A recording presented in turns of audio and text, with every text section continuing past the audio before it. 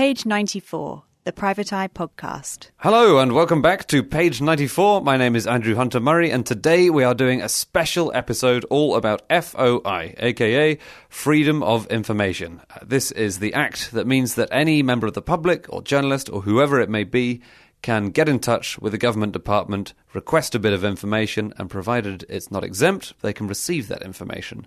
That's the basic principle, and it has led to dozens and scores of stories, particularly in Private Eye, in the 15 years since the Act was published. There have been countless stories, I think, over the last few years. I mean, all of the NHS IT stuff that Richard covered. Schmoozing of government officials by companies with an interest in government business.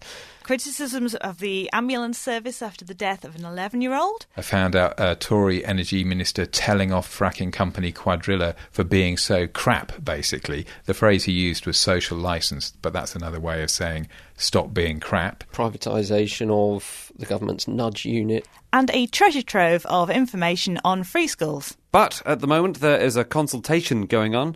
The government are currently working out whether they want to tighten up the rules on FOI and make it harder for various bits of information to reach the public domain. So to that end, they have appointed a commission to look at possible changes to the Act. Hence this podcast. Today we are going to look at why the Act is important, what might change, and what, if anything, you can do about it. The answer is you can, but we're going to get to that at the end. Richard Brooks is the man behind stories like ownership of Britain's land from tax havens, dodgy deals for arms with Saudi Arabia, and dodgy expenses by Britain's Auditor General. He is no stranger to FOI requests. I'm probably one of the sources of irritation for the government.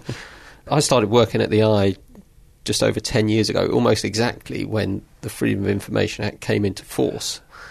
Nice, you came of age at the same time. Yeah. You've been each other's constant companions. So, yeah. So I first started using it when the new Labour government, when it came to things like consultancy and massive IT projects, and we found out a lot about those through Freedom of Information requests. We did a long series of articles on the National Health Service IT programme, using information on its progress or lack of progress, all obtained under Freedom of Information rules. You know, and that led to a big parliamentary examination of that scandal. The programme was shut down, and that ultimately saved the taxpayer a lot of money. Jane Mackenzie writes the In the Back section of the magazine. I asked her whether she uses FOI. I do, but also our readers do, and people who get in touch with stories quite often get in touch already having made a Freedom of Information request and discovered something interesting. Not even always what they were trying to find out by making the request. Oh, really? For instance, what I've got here is some information a student at Sussex got when he asked to see the contract for their outsourced services, which contained some very funny things, such as the specifics of how fit for purpose the cheese in the canteen had to be.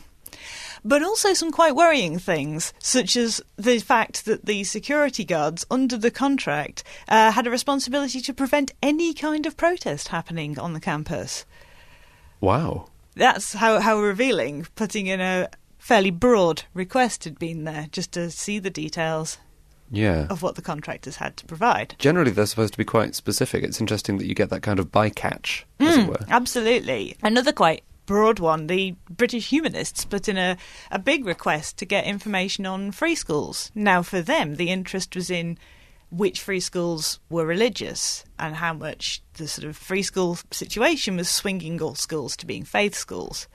But because they made a fairly broad request, they got information on all the free schools, which is actually quite a treasure trove for journalists. And sometimes they're requesting information that absolutely should have originally been available to them. So, for instance, in a very sad case, a young boy had died in a situation where there were questions over what had happened in the ambulance. And there were various meetings that happened over this. And his mum was refused permission to see the minutes of those meetings and had to go through Freedom of Information to get that information. And she should have had that information all the way through.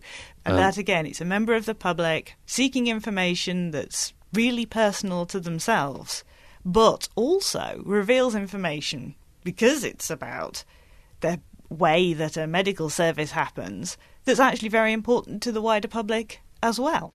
Podcast regular, rubber duck aficionado and lobbying supremo, Solomon Hughes. The government publishes a regular list of all the meetings that ministers have had, which is part of their openness promise, and it's good that they do it. But often the meetings tell you less than they should, and so that's quite a common one where I would look at that meeting and see one where I think, I'm interested in that, what were they talking about, and ask for a Freedom of Information request for whatever documents you can get. So that's quite a regular story I do. So some of it's quite routine, really. An example, one of the ones I had with that was I think it's Lansley, the Secretary of State for Health, met a company called I Want Great Care. This was a couple of years back. And now I Want Great Care do the friends and family test. They do that thing where they say to people who've had a medical procedure, would you recommend this to your friends and family, which is meant to be one of the metrics, the measurements that the government's encouraging for the NHS, which is a bit mad, really, because you'd never recommend anyone to go to hospital. You'd say, how was that? But anyway, they're very keen on that, and I Want Great Care promote services around that, and so they'd met the health minister. Thought, that's interesting. I wonder what they talked about, because I had a feeling about it, because there's something about that company which was confirmed to me when I got the papers. And what it was really is that former Health Secretary Alan Milburn works for I Want Great Care, and so he was lobbying Andrew Lansley about getting business or helping get business for this company. Now, you only knew that by asking the question. You got the hint from the regular piece of documentation who ministers met, but you only get the sense of it by asking Freedom of Information. And I think if I just asked that now, if I just rang the press office and said, could you tell me more about that meeting, they would have said no. Adam McQueen. Well, I think the key to it, actually, is you have to not give people the chance to invoke the get-out clauses that they have. So you have to be really precise with your questioning, and that's where I think Richard is incredibly clever. I'm going to get the OBN now for one of my colleagues. But because he comes from a tax office and Whitehall background himself, he knows the specific questions to ask that don't give him the wriggle room. Because if you can give a civil servant any wriggle room whatsoever where they can say, well, we don't hold that specific information, you have to know the information is there and exactly where it's held, so as you know exactly what to ask for, because it's become a cat and mouse thing. It's a bit like, Microsoft employ this army of hackers to defeat the army of hackers outside who are trying to hack into them.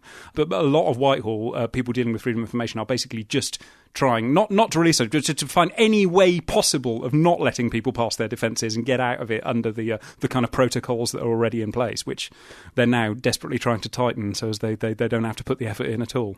There's an old rule of interviewing, isn't there, which is you never ask a question that you don't know the answer to already. Yeah. But you knew the answer to that was going to be yes. So yeah, thank God. Yeah. A few years ago, I put in a series of information requests to every government department about for their hospitality registers. This is about 9 or 10 years ago. And the Cabinet Office, I later found out, told every government department to refuse it on the grounds that it would be too expensive to comply. And some departments said, oh, no, it wouldn't. We've got these registers. We can just hand them over. But the Cabinet Office said, no, hold on to them. So the Cabinet Office broke its own law, which is pretty serious. Yeah. But we eventually got them. And we found out there was rampant schmoozing across Whitehall, firms getting government contracts but taking the people who were giving them those contracts out to dinner. We found that HMRC had someone who became known as the most wined and dined civil servant because he was going out with companies whose tax deals he was agreeing. So there's a huge amount that came out there that was obviously in the public interest. And those registers now have to be published as a matter of routine as a result of Freedom of Information requests. So you might think that the art of a good FOI request is to keep it specific. Not necessarily. Here's Jane. You aren't specifically asking for the answer to a question. You're asking for access to documents. That's what you'll get. You'll get copies of correspondence or of reports or of statistics. So, yes, what you would ask for is to see the correspondence regarding such and such a project or all the statistics on free schools. Don't just narrow your request to faith schools, because you will get more interesting information by keeping the request broad. Now, they don't like that because it does reveal more information, and it does mean more work for the people providing the information in some cases, though in some cases less, because they won't have to go through and filter it all out. Do you find you have to be quite careful with the wording of your requests, as in quite precise? Yeah, I think, this is the way I figured out how to do it, is you have to imagine what will be the residue of that piece of government. You know, because what you're doing when you're getting freedom of information, you're getting the dregs and the signs and the geographic and archaeological remnants of government. So you have to think, what would they be? Would they be an email? Would they be a phone call? Would they be a minute? Would they be a file? And you have to somehow get a sense of that. And obviously you do these requests every time you get a sense of that. And that's what you're asking for. You're asking for what you would imagine they would be. You know, you would hope in some cases that they would, well, this is an interesting one. We would have hoped that the Department of Work and Pensions would keep statistics on the number of people who die or commit suicide whilst sanctioned for benefits or whilst having difficulty getting their benefits. You'd be asking for a statistic. You'd imagine there'd be a statistic. I mean, shockingly, in that case, the answer is there isn't one. Some bodies, like the BBC or charities or other non-governmental types, are not covered by the FOI Act. Adam McQueen. And the BBC have this magnificent get-out clause, which I've just looked up on their website, which says that they don't have to give out information under freedom of information, which is held for purposes such as journalism, art or literature, which, you know, is most admirable, but also is pretty much a get-out clause that gets them out of everything. So it's tended to be that the stories we get about the BBC, which they tend to actually come in from readers, because our readers ferret away and send in their own freedom of information requests and then send them on to me. And most of the ones that have been of interest have been actually what the BBC has managed to wriggle out of revealing under that. So the one that I remember from last year was one about how many times the music of Gary Glitter had been used in documentaries and how many royalties had gone to him, despite the fact that it was an eagle-eared listener who'd spotted, I think, Rock and Roll Part 2 in a BBC Two documentary, and this had prompted him to write in and ask this, because according to BBC's rules, the music of Gary Glitter and indeed a number of other celebrity sex offenders is not supposed to be used on the airwaves, save with the express permission of various kind of layers of management and things. So in that one, the story we got out of it was really the BBC refusing to answer it because they said this was held for artistic reasons. So that tends to be the way with the freedom of information things I've been involved with in recent years. Can you ask the BBC about financial stuff? Presumably you can, unless it's commercially confidential? Yeah, Yentop's taxis, you can ask them endlessly about. Okay. I mean, they have that pretty much as kind of saved straight on their desktop in the press office. What's he spent this month? You have done a little bit of subterfuge FOI work in the past. Oh, this was years and years ago. This is really going back to my memory. So this is when freedom of information was being introduced. It was a Freedom of Information 2000 Act, wasn't it? It was when it came in. So this must have been sort of 98, 99 kind of time. And I was working for the Big Issue magazine then, and we decided as the task I was going to set myself was to see who could get the best information the quickest out of government, whether it would be a journalist going through the official channels, and the task I was given was specifically to find out when the Freedom of Information Act was going to be enacted, or a 10-year-old child. And it won't surprise you to learn that when I started going through the official channels, I was sort of punted round from press officer to press officer. We were saying, I think that's Cabinet Office. No, I think that's Ministry of Justice. No, I'm not sure. Could not get a proper answer out of them at all. 10-year-old child, within a week, wrote to Tony Blair saying, I'm doing my school project and I've got to find out what a famous person has for breakfast. Beautifully written personal reply on Downing Street notepaper. I think it was Weetabix was the specific answer, but the line I always remember was, if Mr. Blair should have any fruit, it would usually be an orange. Once something goes private, is it harder to get FOI? Yeah, because it's then no longer governmental. That's one of the big issues with outsourcing everything, that you can't ask the private companies who provide services for any information in the way that you could a government department. Yeah. So charities are exempt, aren't they, for various reasons? The scope. All the big outsourcing companies like G4S, A4E, all those, they're not in the scope. Yeah. Even private finance initiative contracts, the contract itself may well be disclosable because the government department will have it. That's a lot of legal detail. The actual performance becomes a lot more difficult to question because that's all carried out by a private company. In the case of G4S providing prison services, whatever that might be, it's state work, as it were. It's the stuff that has always traditionally belonged to the government, except that you're not allowed to know about it any longer. Or you're not allowed to make freedom of information requests about it any longer. That's right. If you had concerns about, say, a particular prison, it would be very difficult to find out. You certainly couldn't find out from the company that was running the prison. So if they didn't provide the information you were after to the Ministry of Justice, then you wouldn't be able to get it. So, even at the moment, it is not guaranteed if you make an FOI request that you will get the answer you're looking for, but that in itself can be revealing. Sometimes the story is in the fact that the information was refused, or that they don't have the information as well. So the response to a Freedom of Information request isn't always information. One of the things I've got here is a response from the Office of the Nuclear Regulator, who, in response to the question about the statistics they held on staff at nuclear installations failing drugs or alcohol tests, replied saying, "We don't keep that information." Well, it's information that they ought to keep, so the very fact that they don't is interesting. That's fascinating. They don't keep information on how many staff are... No, legally, any nuclear installation where somebody fails has to send a return to the Office for the Nuclear Regulator, but they don't count them up or anything. I've had cases where there's been a meeting which I've been chasing and there hasn't been a thank you letter, which is quite a good one. Oh, thanks for that meeting, because that sometimes gives away what the meeting was about. That's a good one to ask for. You not exactly phrase it in those terms. Sometimes there haven't been, and there's been no trace at all, and that makes you more suspicious. And I've had to say, well, at the end of the day, can I have a photocopy of the page from the diary to get at least some sense, So you're asking for, like I say, it's thinking what that action of government, what it would have produced, and that's what you're asking for. Yeah. They have a phrase where they say, in Freedom of Information, we do believe it is good to understand the workings of government, or something along those lines. And it is true. It is interesting to see how decisions are made, to see, is it just a quick email that changes policy, or do they have to have weeks of thinking about it? It varies from one case to another, but it is sympathetically, it's interesting to see how government works. I think that was one of the things that Chris Grayling said about the nature of FOI, although he probably would have been pretty down on you using it as a reresearch tool to generate stories.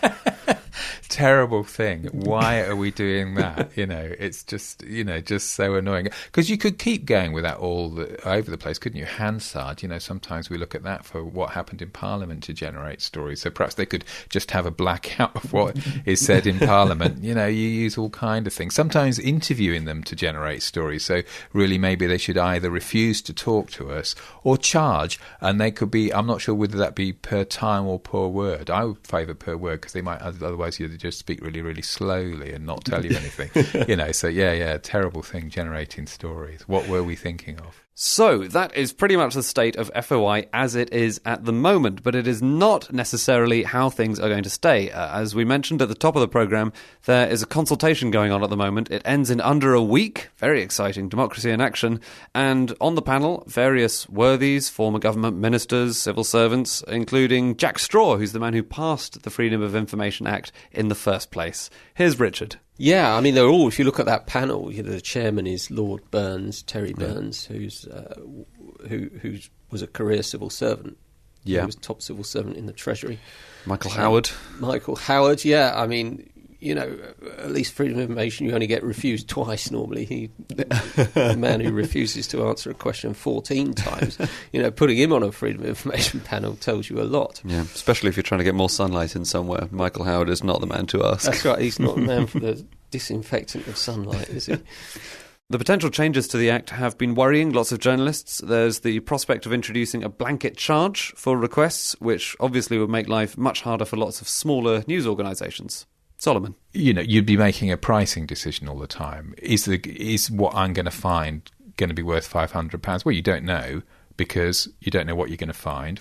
If you just make it market mechanisms, you'll only have the well-funded parts of the press asking stories, and that's to say, the bloody Sun asking just about what ministers ate for dinner or something, so they can make some ludicrous story out of that. We should say what the charging thing is at the moment. For government, they can refuse the request on grounds of cost if it will cost more than £600. Yes. And other bodies, the limit's £450 is the threshold. That's for refusal, but you can always work with that. I mean, you don't want to overburden them. It's not a trivial or made-up point. Obviously, they do have to do work to achieve Freedom of Information requests, and you can't just say, I want to know everything about everything you've done.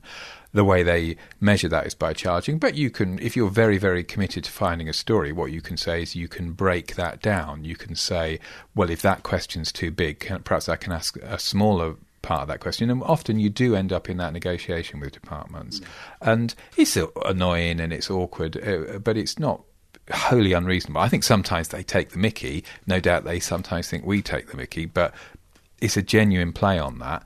What would be wrong with charging is if they actually say, we're going to charge you for requests, which seems to me is one of the potential dangers that they will be looking at in this review of freedom of information.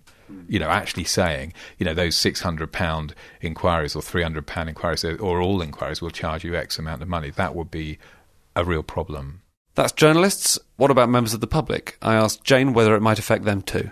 I would have thought so. A lot of these people are not funded in the way that media organisations are, or, you know, they don't have a kitty to pay for freedom of information requests. So they would be put off asking for information that they absolutely should have access to. And the other change is the idea that all advice can be made automatically exempt if ministers or civil servants decide that something relates to policy advice. Yeah. They've used the phrase safe space. We want a safe space to have policy advice. Oh, that's it, yeah. Does the Act adequately recognise the need for a safe space for policy development and implementation? I know. That's what they're asking at the moment, was whether they're allowed to, you know, whether there's still any room for them to a safe talk. Space. What is it? It's like a kind of padded room where they can say all the mad things, you know, and if they bang themselves on the wall, it won't hurt. It's just crazy. They try and use that already. That is one area where they definitely stretch policy advice.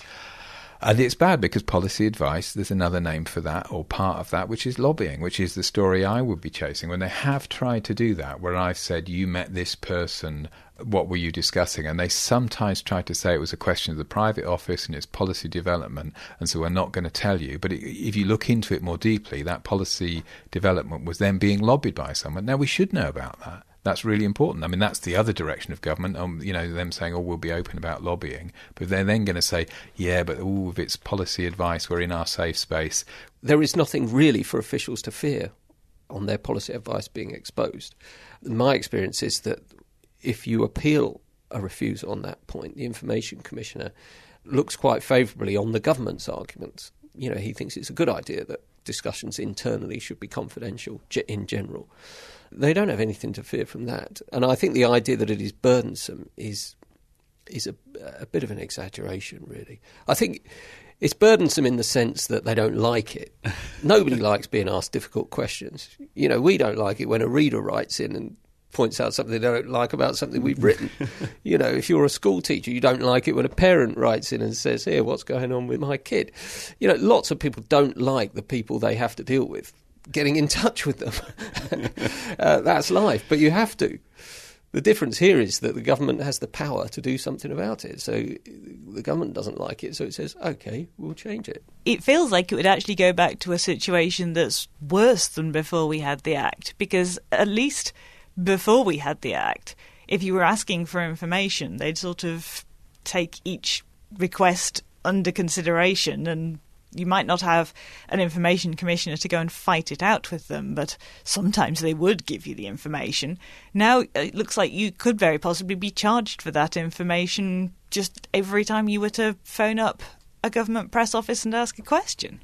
Literally actually worse than before. Literally worse than before. There was something, I remember this, we used before, there was something called the Code of Practice on Access to Government Information, which was like a sort of crappy freedom of information rules rather than laws that we used to use. We used to use them to chase down. There's one particular story about how all these civil servants turned out not to be civil servants, but people from corporations on secondments working in departments. You know, so I can't remember exactly, but let's say the Department of Transport was full of people who worked for road building firms, or the Ministry of Defence was full of people who worked for arms firms who sell all those expensive rockets that don't work, and so on and so forth. We dug that out under the previous pre-Freedom of Information rules, but it was much slower. They had much more discretion. There was no right of appeal. So, yeah, it would make things difficult. It would be interesting to see how things would swing towards people leaking information again, because there are plenty of people inside public institutions who believe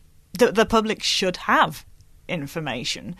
So if that information becomes inaccessible, will people's consciences be pricked enough to say, well, we shall let that information fly free? It's sort of beguilingly romantic, even if it would be dreadful for the amount of information which actually hits the public sphere. Yes. If you could change the Freedom of Information Act in one way, what would you do to it? What would it be?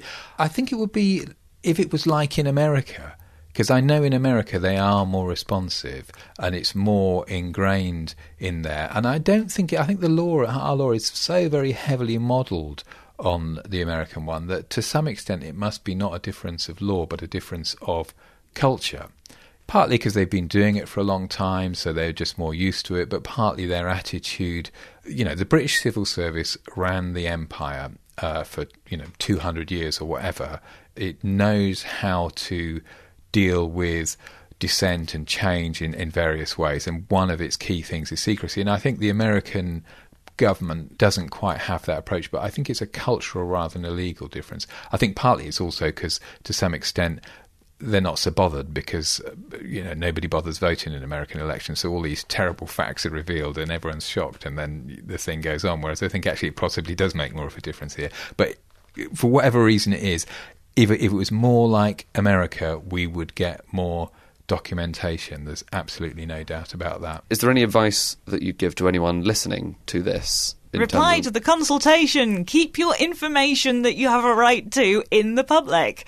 The whole idea of the Freedom of Information Act, which Blair so regretted afterwards, was giving power over to the people. So I think it's about time that people out there who are interested and think that all this stuff should be out there in the public domain use that power and write in and make their submissions to this consultation to say, for God's sake, we need more freedom of information rather than less. Adam McQueen there. If you would like to do anything about this, if you'd like to respond to the consultation, the good news is that you can do so. They are collecting answers from members of the public until Friday the 20th of November. Deadline is midnight. You can email a response saying FOI is a good thing, or a bad thing if you think it's a bad thing, to the following email address. It is foi.commission@justice.gsi.gov.uk. And we'll also provide a link on the Private Eye website. So that's it for this week. Thank you very much for listening. We hope you've enjoyed it. We'll be back in a fortnight with another episode, next time with an actual joke in it. We'll see you then. Goodbye.